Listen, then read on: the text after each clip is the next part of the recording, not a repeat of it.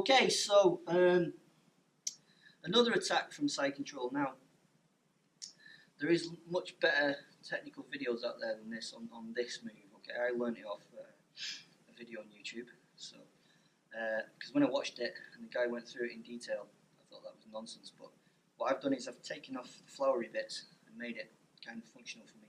So, all I'm literally going to do is I'm going to go back into side control again. Okay, this time he's not got a very good underhook. I can get my hand onto the inside of his bicep.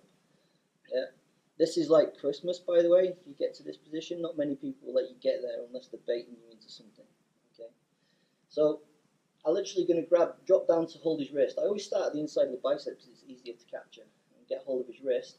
And then what I'm going to do is I'm going to lift and I'm going to drive his body down the way by forcing my knee down.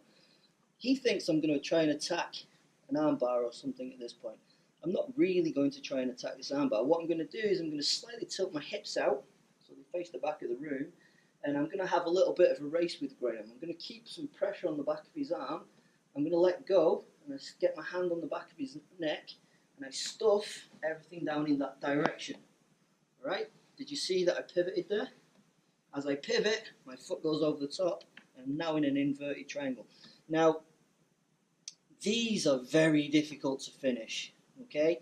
So don't try and finish the inverted triangle, all right? There are ways to do it. If I turn my hips out and manage to build into this triangle, there are ways to do it, okay? But it's really not worth the effort when you've got this, okay? This arm's really easy to attack. There's not a lot he can really do with it. He'll probably try and bend it and hide it from you, which is going to give me the wrist, give me the arm. I'm going to be able to extend it out from his body and pop it over the top. Alright, that Kimura is there, and it is a Kimura, not a double wrist lock. Alright, so we'll go through that sequence again. We go here. I've managed to capture the inside of his elbow or his wrist. There's different ways to get to there. I find that they have to be making mistakes for me to get to there, really. I drop down to his wrist, I lift, I'm going to drive my knee on the inside, and then I push his body down away from me, and I capture this arm again. Hold it really, really nice and tight. Okay. Now it's going to be a bit of a race. I'm going to push my leg away, and I'm going to push his head away, pivot slightly towards the back of the room. The hook goes down across his back, and I triangle everything up. I could finish the inverted triangle. Probably would have to get him on his back and get my hips underneath him, but I can attack this arm here.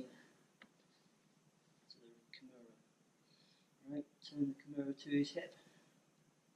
Back, double wrist lock, or just a Kimura. Okay, so again, it's a sneaky little attack from side control. Works really, really well. What I don't like about this is if it goes wrong, you tend to end up back in side control. The other moves, you tend to end up back in guard. Alright, but give it a go, have fun with it and see what happens.